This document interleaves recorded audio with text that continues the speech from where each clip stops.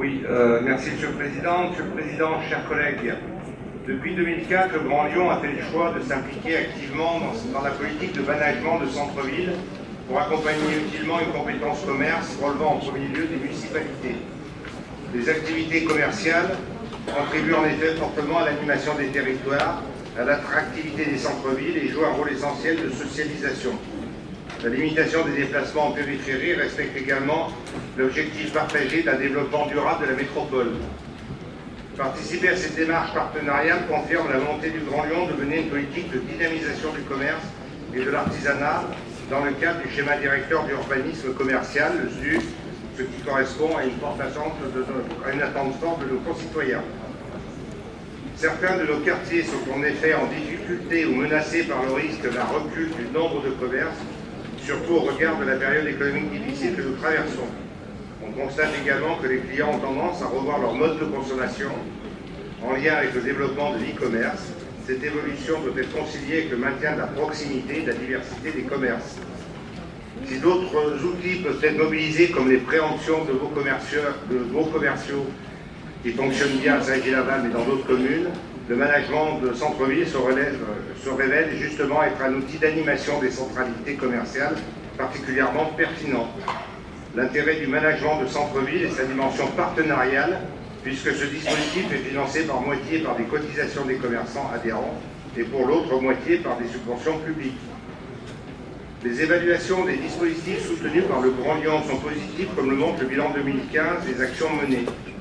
Des actions qui visent autant à renforcer la structuration entre les acteurs du centre-ville car favoriser l'implantation de nouvelles enseignes, réduire le nombre de cellules commerciales vacantes, accroître l'accessibilité, la qualité de l'offre commerciale et les services aux consommateurs, améliorer le cadre d'achat à travers les aménagements urbains ou bien encore développer la communication et la promotion des centres-villes.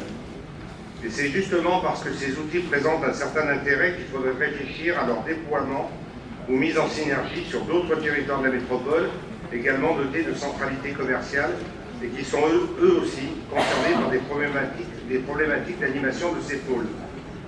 Aujourd'hui, en effet, seules 5 structures existent.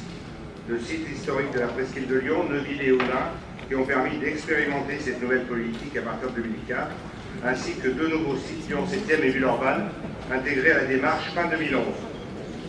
On ne peut pas tout attendre de la métropole et parallèlement, une mutualisation sur la base du volontariat des moyens entre communes au niveau d'un bassin de vie et d'emploi serait un plus appréciable hors des 5 structures soutenues dans cette délibération.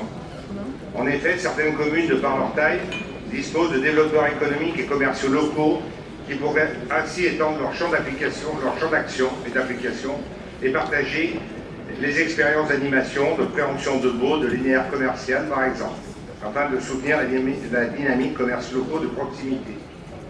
Bien entendu, cela pourrait se faire en lien avec les développeurs économiques territoriaux chargés justement de mettre en place une animation économique de proximité et qui coopèrent actuellement très étroitement avec les élus communaux et l'ensemble des partenaires économiques, CCI de Lyon, Chambre des métiers, Services éco des villes et associations d'entreprises.